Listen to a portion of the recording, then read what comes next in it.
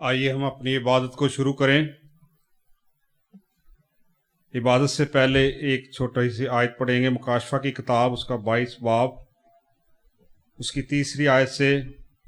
اور خدا اور برا کا تخت اس شہر میں ہوگا، اور اس کے بندے اس کی عبادت کریں گے، اور وہ اس کا منہ دیکھیں گے، اور اس کا نام ان کے ماتھوں پر لکھا ہوا ہوگا۔ آئیے ہم دعا کریں۔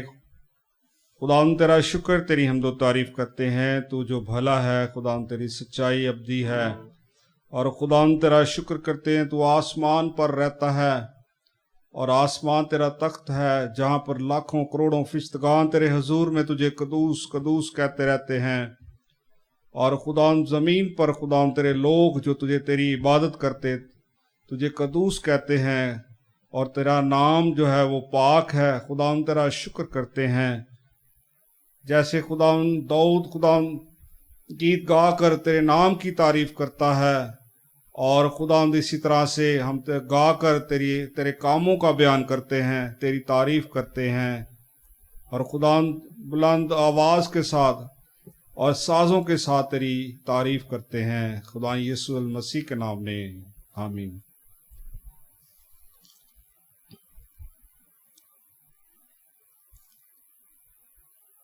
ایک زبور پڑھیں گے۔ میں گیت گا کر خدا کے نام کی تعریف کروں گا، اور شکر گزاری کے ساتھ اس کی تمجید کروں گا۔ اے میرے خدا، میں بربط پر تیری سچائی کی حمد کروں گا۔ اے اسرائیل کے قدوس، میں ستار کے ساتھ تیری مدح سرائی کروں گا۔ جب میں تیری مدح سرائی کروں گا تو میرے ہونٹ نہایت شادمان ہوں گے۔ آئیے ہم خدا کی تعریف میں ایک زبور گائیں گے۔ آسمان بیان کر دے خدا دے کم سارے، زبور نمبر 19 صفحہ نمبر 16 پہ۔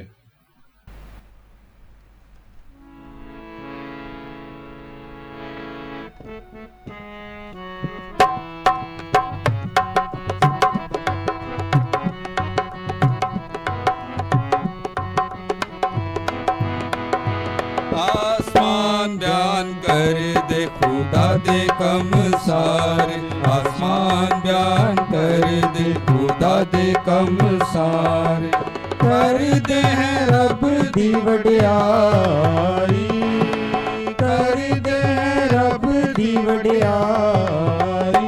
آسمان بیان کر دے خدا دے کم سارے، آسمان بیان کر دے خدا دے کم سارے، دن کردے رہندے دیناں نال گلاں، دن کردے رہندے دیناں نال گلاں، رات بخشدی رات نوں دانائی، رات بخشدی رات نوں دانائی۔ آسمان بیان کر دے خدا دے کم سارے، آسمان بیان کر دے خدا دے کم سارے، نہ ہے زبان نہ آواز سن جاندے، نہ ہے زبان نہ آواز سن جاندے، تار زمین وچ لائی، تار زمین وچ لائی۔ آسمان بیان کر دے خدا دے کم سارے، آسمان بیان کر دے خدا دے کم سارے، کر دے ہیں رب دی وڈیائی، کر دے ہیں رب دی وڈیائی۔ آسمان بیان کر دے خدا دے کم سارے، آسمان بیان کر دے خدا دے کم سارے۔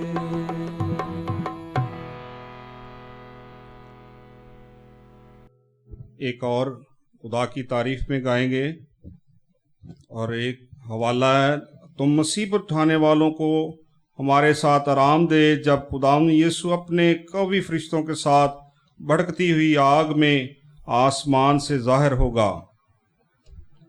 ہم گیت گائیں گے۔ بدلاں دے تخت تے یسوع راج آئے گا، گیت نمبر 325 صفحہ number 391۔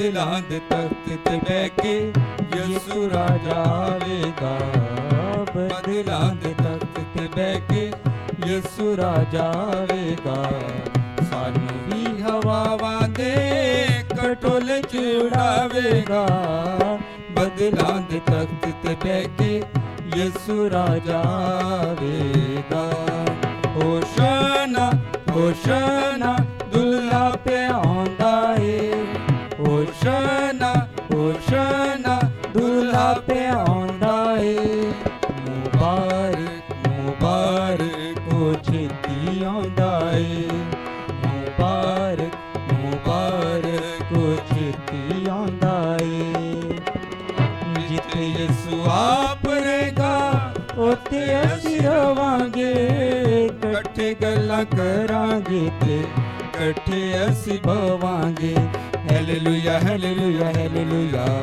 Hallelujah hallelujah hallelujah hallelujah hallelujah hallelujah hallelujah hallelujah hallelujah ਜਿੱਥੇ ਯਿਸੂ ਆਪ ਰਹੇਗਾ ਉੱਥੇ ਅਸੀਂ ਰਵਾਂਗੇ ਇਕੱਠੇ ਗੱਲਾਂ ਕਰਾਂਗੇ ਤੇ ਇਕੱਠੇ ਅਸੀਂ ਬਵਾਂਗੇ ਸੋਨੇ ਦੀਆਂ ਸੜਕਾਂ ਤੇ ਸਾਨੂੰ ਚਲਾਵੇਗਾ ਸੋਨੇ ਦੀਆਂ ਸੜਕਾਂ ਤੇ ਸਾਨੂੰ ਚਲਾਵੇਗਾ ਸਾਨੂੰ ਵੀ ਹਵਾਵਾਂ ਦੇ ਖਟੋਲੇ ਚ ਉਡਾਵੇਗਾ ਬਦਲਾਂ ਦੇ ਤਖਤ ਤੇ ਬਹਿ ਕੇ ਯਿਸੂ ਰਾਜਾ ਆਵੇਗਾ ਹੋਸ਼ਾਨਾ ਹੋਸ਼ਾਨਾ ਦੁੱਲ੍ਹਾ ਪਿਆ ਆਉਂਦਾ ਏ ਹੋਸ਼ਾਨਾ ਹੋਸ਼ਾਨਾ ਦੁੱਲ੍ਹਾ ਪਿਆ ਆਉਂਦਾ ਏ ਮੁਬਾਰਕ ਮੁਬਾਰਕ ਹੋ ਛੇਤੀ ਆਉਂਦਾ ਏ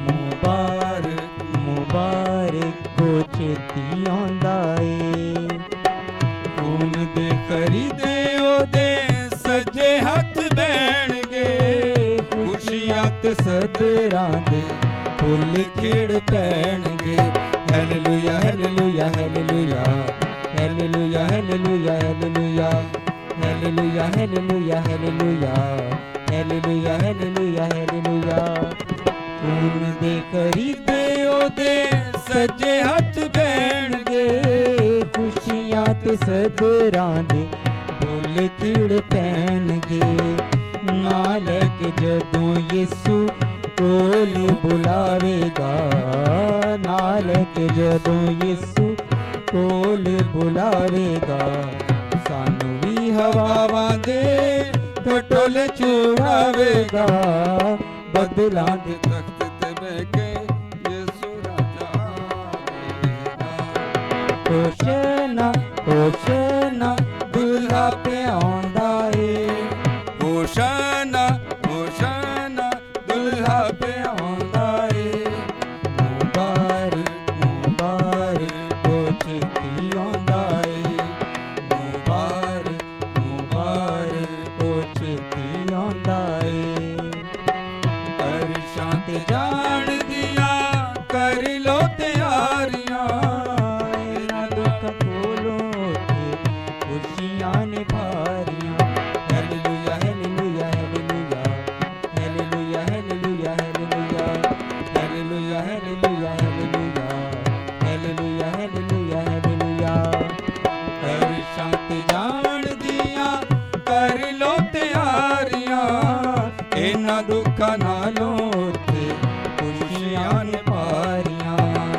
ਜਨਤਾਂ ਦੇ ਮਿੱਠੇ ਮੇਵੇ ਸਾਨੂੰ ਉਹ ਖਵਾਵੇਗਾ ਜਨਤਾਂ ਦੇ ਮਿੱਠੇ ਮੇਵੇ ਸਾਨੂੰ ਉਹ ਖਵਾਵੇਗਾ ਸਾਨੂੰ ਵੀ ਹਵਾਵਾਂ ਦੇ ਖਟੋਲੇ ਚ ਉਡਾਵੇਗਾ ਬਦਲਾਂ ਦੇ ਤਖਤ ਤੇ ਬਹਿ ਕੇ ਯਿਸੂ ਰਾਜਾ ਆਵੇਗਾ ਹੋਸ਼ਾਨਾ ਹੋਸ਼ਾਨਾ ਦੁੱਲ੍ਹਾ ਪਿਆ ਆਉਂਦਾ ਏ ਹੋਸ਼ਾਨਾ ਹੋਸ਼ਾਨਾ ਦੁੱਲ੍ਹਾ ਪਿਆ ਆਉਂਦਾ ਏ ਮੁਬਾਰਕ ਮੁਬਾਰਕ ਹੋ ਛੇਤੀ ਆਉਂਦਾ ਏ ਮੁਬਾਰਕ ਮੁਬਾਰਕ ਹੋ ਛੇਤੀ ਆਉਂਦਾ ਏ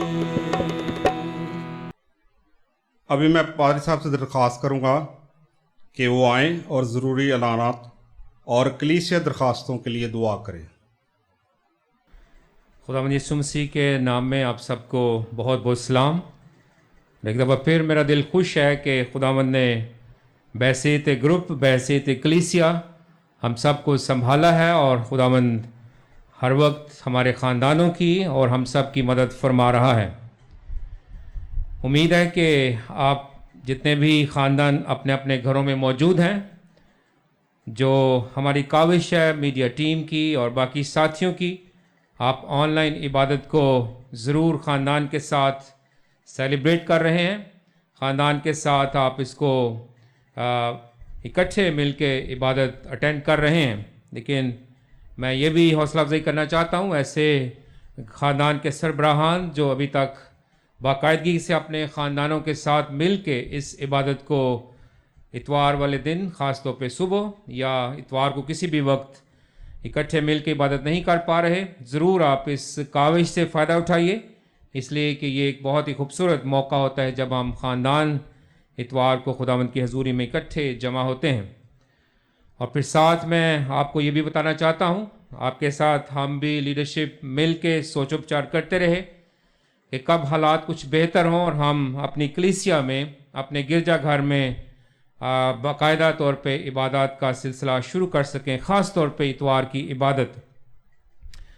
آپ کو میں بتانا چاہتا ہوں کہ چند ہفتوں کے بعد یعنی اگست 2 اتوار والے دن ہماری عبادت جو ہے وہ خداوند کے گھر میں ہوگی۔ آپ یاد کیجئے اگست 2 اگست بروز اتوار ہماری سنڈے سروس گرجا گھر میں ہوگی، وقت وہی ہے 9:30 صبح۔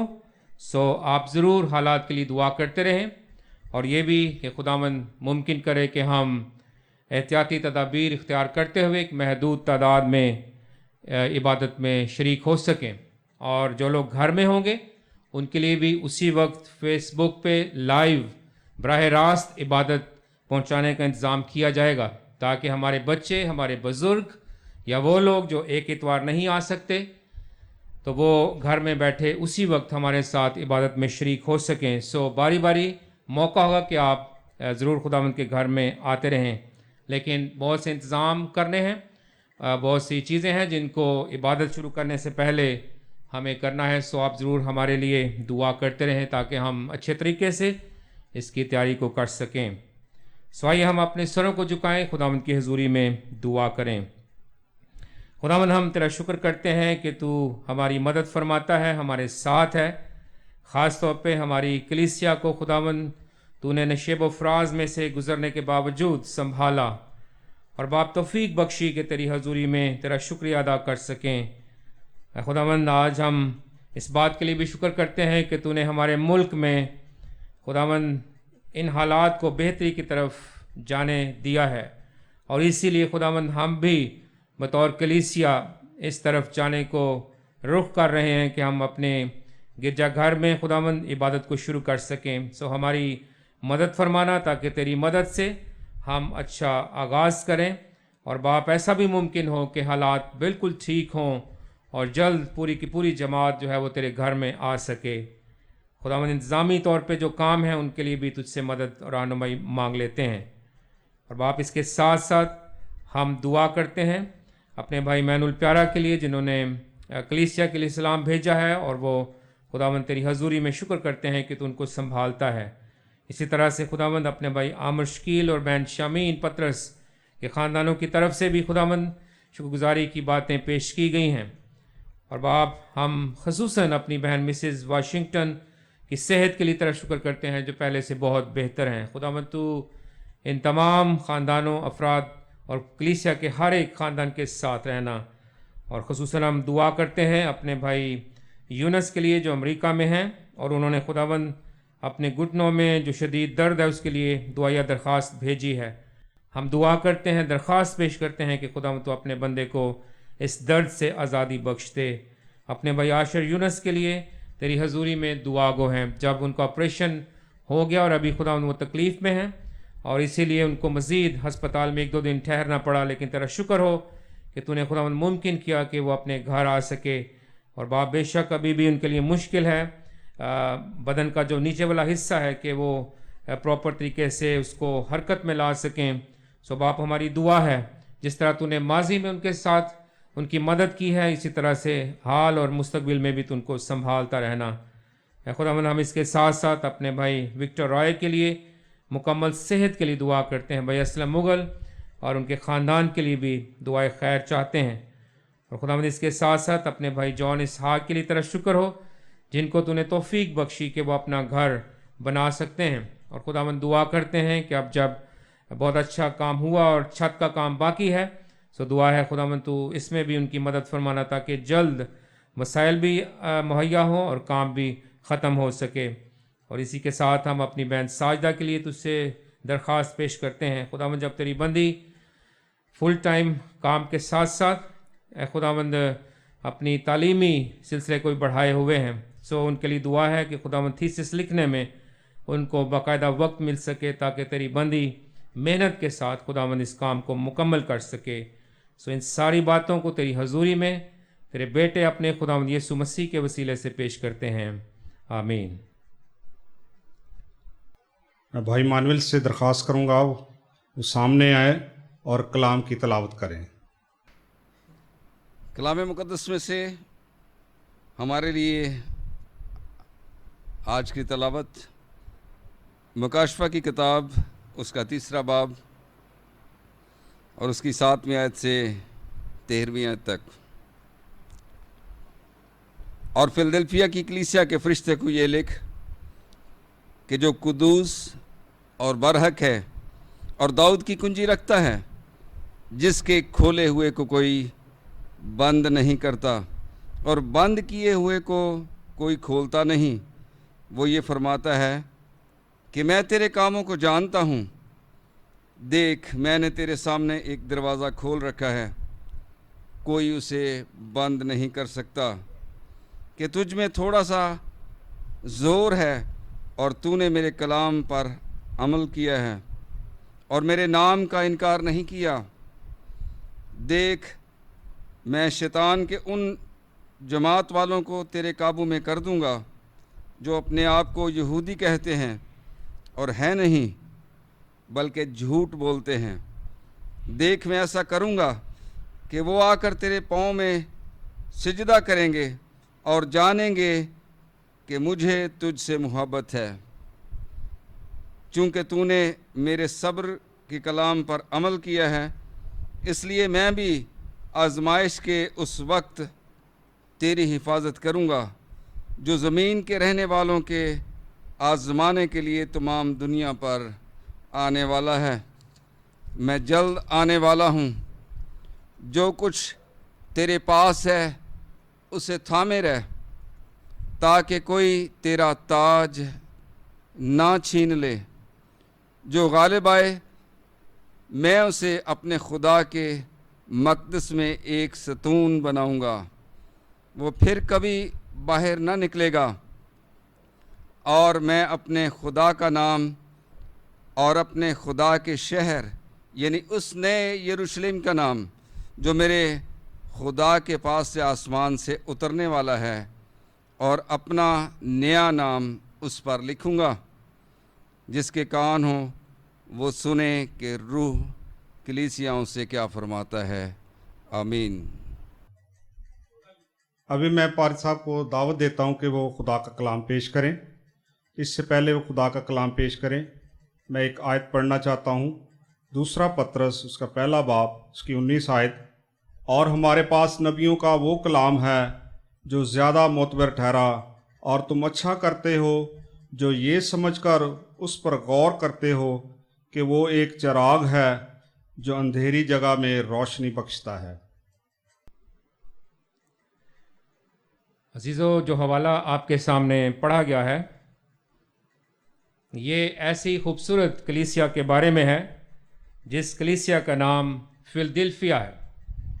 اور اگر آپ پاکستان میں یا پاکستان سے باہر جائیں تو آپ کو بہت سی ایسی کلیسیاں نظر آئیں گی جنہوں نے اپنے چرچ کا اپنی کلیسیا کا نام فلدلفیا رکھا ہے. سن کے یہ نام بڑا اچھا لگتا ہے اور جب ہم اس کے مطلب کو دیکھتے ہیں تو پھر دل اور زیادہ خوش ہوتا ہے کہ جو لوگ اس نام کو اپنی کلیسیا کے لیے یا کسی کے لیے رکھتے ہیں تو اس کے پیچھے کتنی خوبصورت بات پنہا ہے، کیونکہ اس کلیسیا کے نام کا مطلب ہے برادرانہ محبت، اور یہ وہ کلیسیا ہے جس کے لیے بھی خداوند کوئی شکایت نہیں کرتا۔ حالانکہ ہم جانتے ہیں کہ ایک کلیسیا کے علاوہ اور باقی تمام کلیسیاؤں کا جب ذکر ہمیں مکاشفہ میں ملتا ہے تو وہاں پہ خداوند جہاں تعریف کرتا ہے ایک ایک کلیسیا کی، وہیں ان کی کمیوں کا بھی اظہار نظر آتا ہے، لیکن اس کلیسیا کے لیے بھی خداوند کوئی ایسے الفاظ نہیں بولتا جس سے پتہ چلے کہ یہ کلیسیا کمزور تھی۔ ہاں، یہ ضرور پتہ چلتا ہے اگر ہم اس کلیسیا کے بارے میں تھوڑا دیکھیں کہ یہ کلیسیا 8ویں آیت میں وہاں پہ پتہ چلتا ہے، اس کلیسیا کے بارے میں خداوند فرماتا ہے کہ تجھ میں تھوڑا سا زور ہے، لیکن ساتھ ہی اس کی تعریف نظر آتی ہے، اور تو نے میرے کلام پر عمل کیا ہے، میرے نام کا انکار نہیں کیا۔ اور پھر اگر آپ 10ویں آیت کے شروع میں دیکھیں تو لکھا ہے کہ تو نے میرے صبر کے کلام پر عمل کیا ہے۔ یہ کلیسیا لگتا ہے کہ تھوڑے وسائل اپنے پاس رکھتی تھی، زور ان میں تھوڑا تھا، شاید لوگ تھوڑے تھے، شاید وسائل کی کمی تھی، گفٹیں کی کمی تھی، لیکن خداوند اس کی تعریف کرتا ہے کیونکہ یہ خداوند کی خدمت میں سرگرم تھی، صبر کے کلام پر عمل کرنے والی کلیسیا تھی، کیونکہ جس وقت یہ کلیسیا ہمیں نظر آتی ہے اس وقت بھی دکھ جو تھے وہ نظر آتے ہیں، اور یہ کلیسیا دکھوں میں سے بھی گزرتے ہوئے صبر کرتی ہوئی نظر آتی ہے۔ اور سب سے خوبصورت بات جو ہمیں نظر آتی ہے 8ویں آیت کے آخری حصے میں کہ وہ خداوند کا انکار نہ کرنے والی کلیسیا تھی، مسیح کے نام کی گواہ تھی۔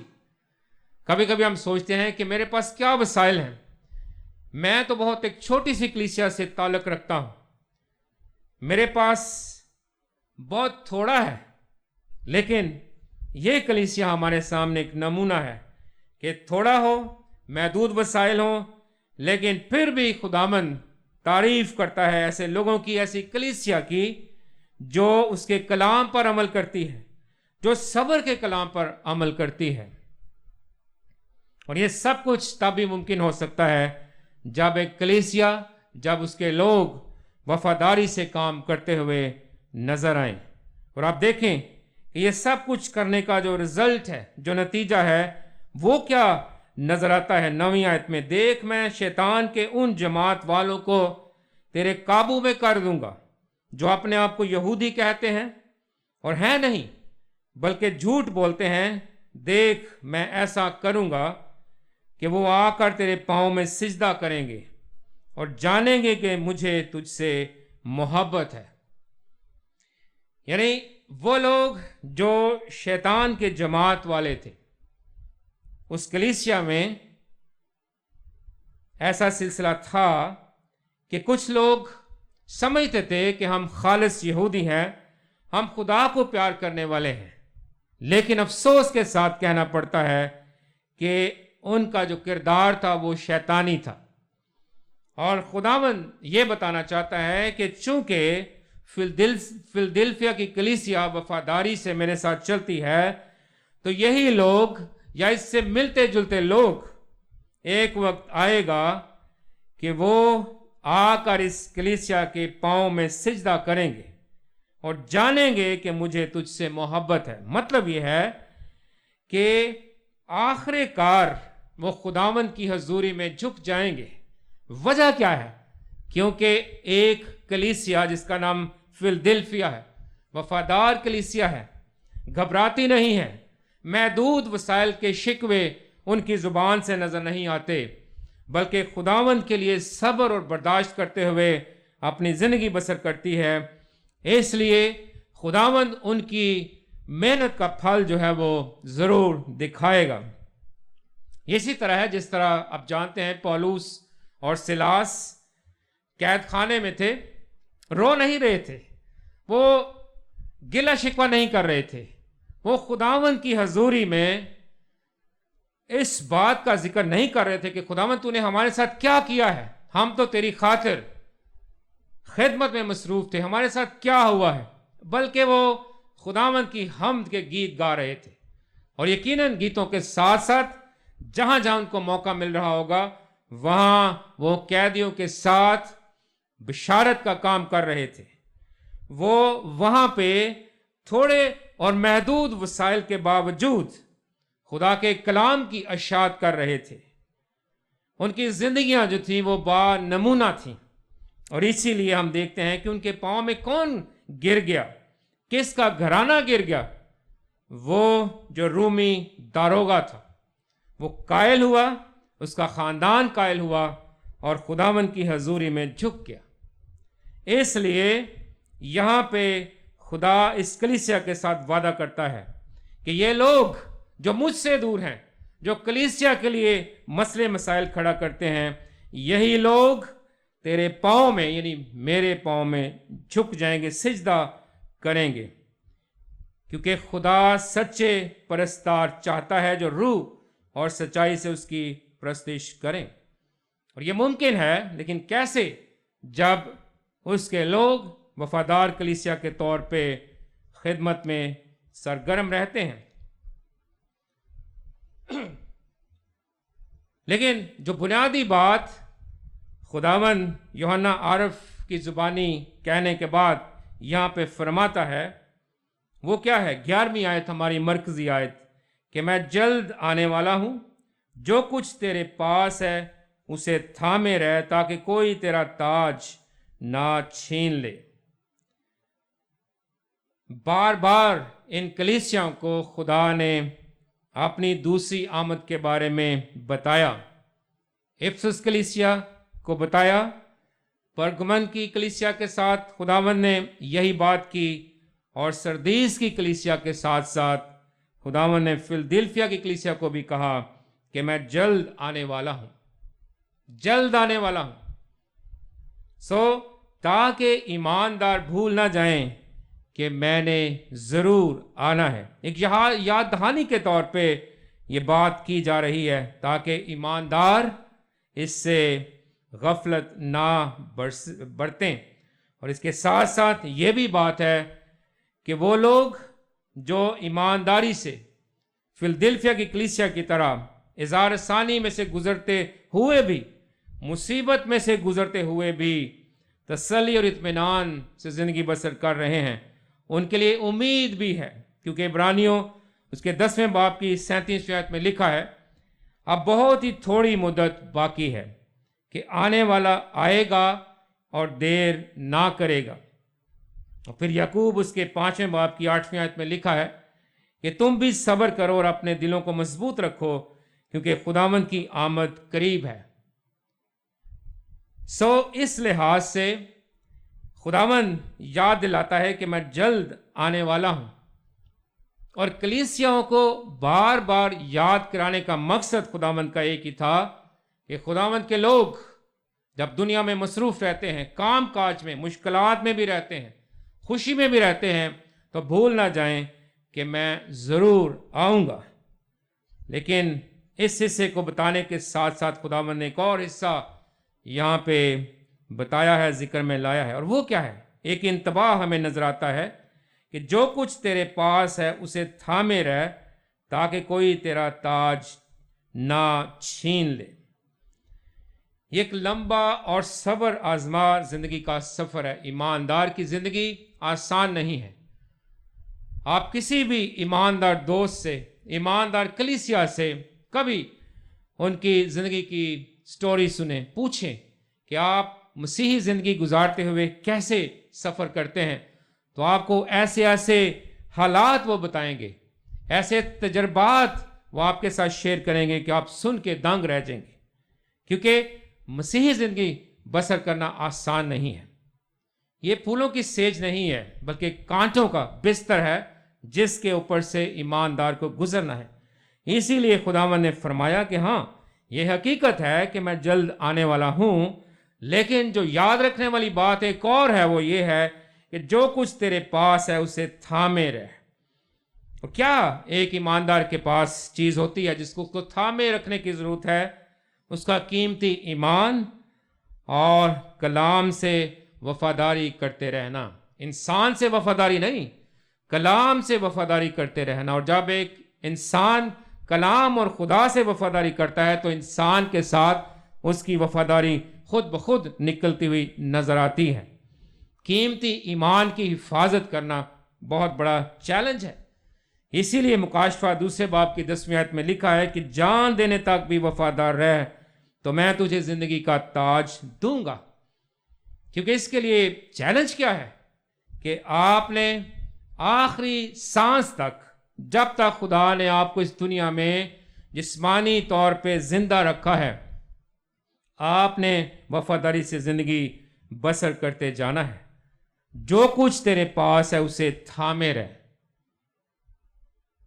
تاکہ کوئی تیرا تاج چھین نہ لے. یہ کوئی چوری ہونے والی بات نہیں ہے یا زبردستی کوئی نہیں چھینے گا، بلکہ اگر آپ ثابت قدم رہیں گے تو خداوند اس تاج کی ملکیت آپ کے ساتھ رکھے گا. لیکن اگر آپ ٹریک سے ہٹ جائیں گے تو ایسا لگتا ہے کہ شاید یہ تاج کسی اور حقدار کو مل جائے. جیسے عیساؤ کی نادانی نے اس کے پہلوٹے کا حق اس سے چھنوا دیا اور یعقوب کو دے دیا گیا. ساؤل اپنی جلد بازی کی وجہ سے بادشاہ کے منصب سے محروم ہو گیا اور اس کی جگہ بادشاہ داؤد بن گیا. یہودا اسکریوتی نے جو گناہ کیا، جو دھوکہ دیا، ایک خداوند کے ساتھ رہا تقریباً 3 سال تک. بہت بڑی ذمہ داری تھی اس کے پاس، لیکن دھوکہ دہی، لالچ نے اس کو رسالت سے محروم کر دیا اور اس کی جگہ متیہ نے لے لی. خداوند مجھے اور آپ کو یاد دلانا چاہ رہا ہے کہ جو کچھ میرے پاس ہے، جو کچھ میری کلیسیا کے پاس ہے، اسے تھامے رکھیں تاکہ کوئی میرا اور ہماری کلیسیا کا تاج چھین نہ لے. لیکن جب یہ سارا کام کلیسیا کرتے ہوئے نظر آئے گی تو پھر دیکھیے کہ خدا جو ہے وہ اجر بھی بخشتا ہے. اور وہ اجر کیا ہے؟ 12ویں آیت، جو غالب آئے میں اسے اپنے خدا کے مقدس میں ایک ستون بناؤں گا. خدا کے مقدس میں ایک ستون خدا جو ہے وہ کہتا ہے میں اسے بناؤں گا. کون؟ جو آزمائشوں پہ غلبہ پاتے پاتے خداوند کی حضوری میں آگے بڑھیں گے. سلیمان کی ہیکل کے برآمدے میں 2 ستون تھے. ایک ستون کا نام یقین تھا، جس کا مطلب وہ قائم رہے گا، اور دوسرے ستون کا نام بوئز تھا. اس کا مطلب بھی بڑا ہی مضبوط اور اچھا ہے، جس کا ہے مطلب کہ اس میں قوت ہے. یقین وہ قائم رہے گا، بوئز اس میں قوت ہے. جب ہم ستون کی بات کرتے ہیں تو اس کا مطلب ہے مضبوط چیز، استحکام اور تحفظ والی چیز. لیکن یہ ہیکل کے برآمدے میں تھے دونوں ستون، مگر خداوند جو وعدہ کرتا ہے وہ کیا ہے؟ 12ویں آیت میں کہ جو غالب آئے میں اسے اپنے خدا کے مقدس میں، یعنی کہ مقدس کے اندر ایک ستون کے طور پہ وہ بنائے گا، نہ کہ باہر برآمدے میں جس طرح کے سلیمان کی ہیکل کے برآمدے میں 2 ستون تھے. ایمانداروں کے لیے مکمل تحفظ کی بات کی جا رہی ہے.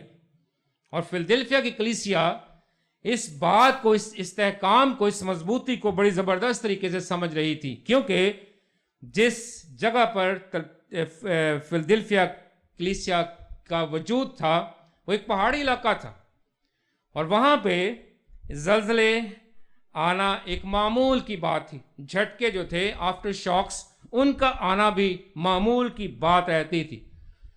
جب کبھی بھی زلزلے آتے تو فلدلفیا کے شہری اپنے علاقوں سے نکل کے خوف زدگی کی حالت میں، غیر یقینی کی حالت میں باہر نکل جاتے، اپنی عمارتوں سے باہر نکل جاتے. جس طرح کہ ہمارے ہاں بھی خاص طور پہ شمالی علاقہ جات میں جب زلزلے آتے ہیں یا کبھی لاہور میں زلزلے آئے تو ہم کیا کرتے ہیں کہ ایک دم ہم اپنے کمروں سے باہر نکل جاتے ہیں، چھتوں پہ چلے جاتے ہیں یا بالکل زمین پہ آ جاتے ہیں. ایسے یہ لوگ شہروں کو چھوڑ کے بھاگ جاتے تھے، میدانوں میں زندگی بسر کرتے تھے. لیکن خداوند ان کو بتاتا ہے کہ اب آپ کو باہر بھاگنے کی ضرورت نہیں ہے، اب آپ کو کسی اور پناہ لینے کی ضرورت نہیں ہے، کیونکہ اگر آپ غالب آتے ہو سو ایمانداروں کے لیے میری طرف سے مکمل تحفظ موجود ہوگا کہ آپ کو کبھی باہر نکلنے کی ضرورت نہیں ہے، کیونکہ وہ تحفظ جس جگہ آپ کو دیا جائے گا وہ ایک ایسا شہر ہے جہاں سے کوئی دوست رخصت نہیں ہوتا۔ بڑی خوبصورت بات ہے، جو شہر میں داخل ہوتا ہے، جو اس مقدس میں داخل ہوتا ہے، وہ وہاں سے رخصت نہیں ہوتا، اور نہ ہی کوئی دشمن باہر سے اس مقدس میں داخل ہوتا ہے۔ اسی لیے زبور نویس نے بڑی خوبصورت بات کی ہے زبور 23:6 میں، یقیناً بھلائی اور رحمت عمر بھر میرے ساتھ ساتھ رہیں گی، اور میں ہمیشہ خداوند کے گھر میں سکونت کروں گا۔ اور یہ وعدہ ہے، یہ اجر ہے اس کلیسیا کے لیے، میرے اور آپ کے لیے، کہ اگر میں محدود وسائل رکھتا ہوں، میرے پاس قوت کم ہے، شاید گفٹنگ کم ہے، لیکن وفاداری سے میں خداوند کے لیے اپنی زندگی بسر کرتا ہوں، میں غالب آتا ہوں، تو خداوند مجھے ایک ستون کے طور پہ بنا دے گا۔ اور پھر آخر میں ہم دیکھتے ہیں کہ نہ صرف یہ ایک ستون کی بات ہے، بلکہ خداوند کی طرف سے 3 نام بھی دیے جاتے ہیں۔ پہلا نام کیا ہے؟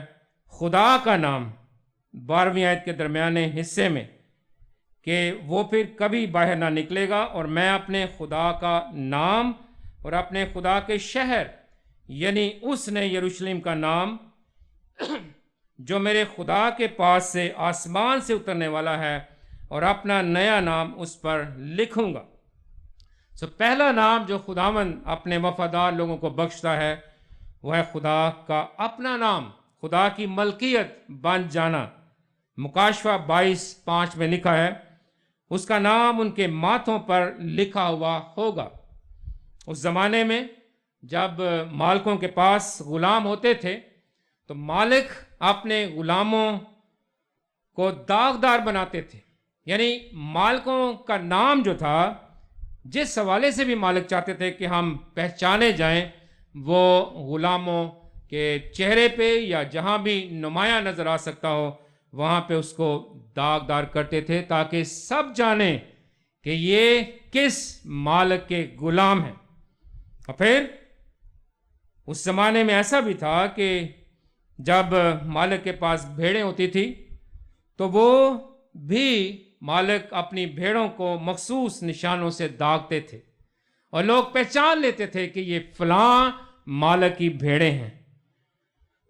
اس لیے ہم جب اس آیت کو دیکھتے ہیں کہ اس کا نام ان کے ماتھوں پر لکھا ہوا ہوگا، اس کا مطلب ہے کہ ہم جب وفاداری سے اس کی خدمت کریں گے، اس کی حضوری میں زندگی بسر کریں گے، تو ہمارے لیے خدا اپنا نام ہمیں بخشے گا، ہم اس کی ملکیت ہوں گے۔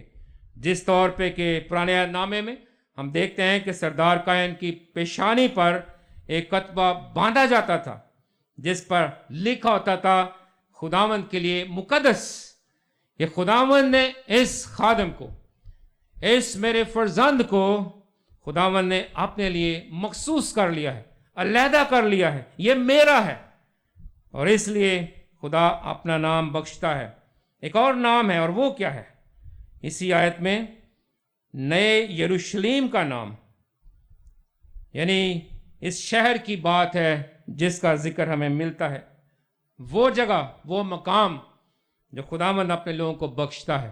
ہم اکثر نئے یروشلم کے تعلق سے گیت گاتے ہیں، مکاشفہ میں بار بار اس یروشلم کا ذکر ملتا ہے، اور ہر ایک کی خواہش ہے کہ جلد سے جلد اس شہر میں جایا جائے، خداوند کی حضوری میں اس شہر میں سکونت اختیار کی جائے۔ اور آخری جو نام ایسے لوگوں کو دیا جاتا ہے وہ کیا ہے؟ وہ ہے اپنا نیا نام۔ اور یہ کون ہے اپنا نیا نام دینے والا؟ یہ حقیقت میں خداوند یسوع مسیح ہے، جس کے ساتھ ایماندار کی شناخت ہوتی ہے۔ آج اس کلام سے ہم اپنے سامنے 2-3 باتیں رکھ سکتے ہیں۔ پہلی بات کہ فلدلفیا कलीसिया के नाम का जो मतलब था बड़ा वाज़ेह था कि ब्रादराना मोहब्बत, ऐसी कलीसिया जो आपस में मोहब्बत रखने वाली थी, ब्रदरली चर्च जिसको हम कह सकते हैं। और इस मोहब्बत की वजह से वो वफादारी से खुदावंद के लिए जीती रही, और इस वजह से खुदावंद ने इस कलीसिया के लिए कोई ऐसी बात नहीं की जिसमें हमें पता चले कि ये कलीसिया कमज़ोर थी। मैं गौर कर रहा था कि हमारी मुकामी कलीसिया का जो ताल्लुक है वो किस मसलक से है, वो ब्रदरन फेलोशिप कहलाती है, जिसका मतलब भी यही है, भाईचारा, साथी, हमजात। तो हम अपनी कलीसिया की शनाख्त को जानते हुए अपने अपनी जिंदगियों में गौर कर सकते हैं कि हमारा दूसरे भाई बहन खानदानों के साथ मोहब्बत करने का लेवल कितना है, क्योंकि मोहब्बत जो है वो बुनियाद है। अगर हम बहुत बड़ी बड़ी बातें करें, फरिश्तों की जुबानें बोलें, लेकिन मोहब्बत ना रखें तो क्या बात है, ठनठनाता पीतल, झंझनाती झांझ के तौर पे हम जाने जाएंगे। लेकिन यहां पे हम देखते हैं कि ऐसी बात नहीं है, बल्कि यहां पे फिलदिल्फिया की कलीसिया अपने नाम के मतलब के मुताबिक अपनी ज़िंदगी बसर करने के काबिल ठहरती है। तो ये एक चैलेंज है मेरे और आपके लिए। फिर वसाइल महदूद हैं, लेकिन वफादार कलीसिया है, आगे काम करने के लिए बढ़ती जा रही है। हमारे लिए भी ये चैलेंज है कि ख़ास तौर पे हम आमदे सानी के ताल्लुक से जितना दूसरों को बता सकते हैं, जितना खुद तैयार हो सकते हैं, जितना अपने ईमान को संभाल सकते हैं, अपने बच्चों के ईमान को संभालने में उनकी रहनुमाई कर सकते हैं। ख़ासतौर पर इन दिनों में जब कोविड-19 है, कोरोना का मसला है, हमें नहीं पता कि कब तक ये सूरत हाल हमारे साथ रहेगी। लेकिन जो मैं चैलेंज देख रहा हूँ ख़ानदानों की ज़िंदगियों में, वो ये भी है कि कैसे हम खुदावंद की रफ़ाकत में लिपटे रहें, किस तरह हम अपने भाई बहनों के साथ रफ़ाकत में लिपटे रहें। सबसे बड़ी बात कि कैसे हम खुदावंद के वफादार रह सकते हैं, बावजूद इसके कि अपने हम ईमान भाई बहनों से हम ज़्यादा नहीं मिल रहे। लेकिन ज़रूरी बात यह है कि जहाँ भी हम हैं, जिस हाल में भी हैं, हम वहाँ पे अपने कीमती ईमान की हिफाजत करते रहें, खुदावंद की हजूरी में झुकते रहें, कलाम पढ़ते रहें, ख़ानदानी इबादत का सिलसिला टूटने ना पाए, यूथ को संभालें। हमारी यूथ बड़ी कीमती है। देखें कि हमारे बच्चे कैसे अपने ईमान में कायम भी रह सकते हैं और मजबूत भी रह सकते हैं, क्योंकि याद रखें कि जब हम ये सब कुछ करेंगे तो फिर खुदावंद हमें भी यही अजर देता है और देगा। खुदावंद हमारी मदद फरमाए कि हम आज के कलाम के मुताबिक अपनी अपनी ज़िंदगियां गुजार सकें। आमीन। अभी मैं पादरी साहब से दरख्वास्त करूंगा कि वो आएं और दुआ करें और बरकाते कलमात से हमें रुखसत करें। खुदावंद हम तेरा शुक्र करते हैं कि तूने अपने कलाम को हमें बख्श दिया, हम तेरी हजूरी में जमा हो सके, और खुदावंद तूने पूरी इबादत में हमारी मदद की है। दुआएं खुदावंद तेरी हजूरी में गीत गाना, बजाना, इबादत को लीड करना, इंतज़ामी मामला, हर तरह से तूने खुदावंद हमें संभाला है। लेकिन ख़ास तौर पे हमारी दुआ है कि जब फिलदिल्फिया की कलीसिया को बतौर मिसाल, बतौर नमूना, बतौर सरगर्म खुदावंद एक ग्रोह के हमारे सामने तूने दिखाया है, तो मदद फरमा कि हम खुदावंद इस कलीसिया की तरह अपनी ज़िंदगियां बसर करते रहें। खुदावंद तेरा शुक्र हो कि ये मोहब्बत करने वाली कलीसिया थी और इस बेस पे उसने बहुत ज़्यादा काम किया कि तुझे खुदावंद मजबूर होना पड़ा कि तू इस कलीसिया की तारीफ़ करे। ऐ बाप, मेरी दुआ है कि हमारी कलीसिया की मदद फरमा, जो कुछ हो रहा है तेरा शुक्र हो, लेकिन और ज़्यादा आगे बढ़ने की तौफीक दे, ताकि हम हमेशा याद रखें कि बेशक हमारे पास थोड़ा है, लेकिन हम पूरी वफादारी के साथ उसे तेरे लिए, तेरे जलाल के लिए इस्तेमाल करते रहेंगे। खुदावंद हमारे ईमानों की हिफाजत कर, इसलिए कि हम जानते हैं कि हम कभी भी ये फ़ख्र नहीं कर सकते, कभी भी हम ये नहीं कह सकते कि हमारा ईमान आखिरी वक्त तक कायम रहेगा। हम उम्मीद रख सकते हैं, लेकिन तुझसे मदद और रहनुमाई लेना हमारा रोज़ाना का मामूल है और होना चाहिए। खुदावंद हमारी मदद फरमा ताकि हम इस कीमती ईमान को खुदावंद संभाले रखें, थामे रखें और तेरे साथ वफादारी से चलते रहें। और इसके साथ साथ खुदावंद ये भी शुक्रगुजार हैं कि हमारे लिए एक बहुत बड़ी उम्मीद है। तूने हमारे नाम, हमें नाम बख्शे हैं, अपना नाम हमें दिया है।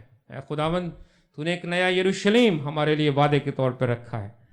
तूने अपने बेटे हमारे खुदावंद यीशु मसीह का नाम बतौर मलकियत और शनाख्त हमें दे दिया है।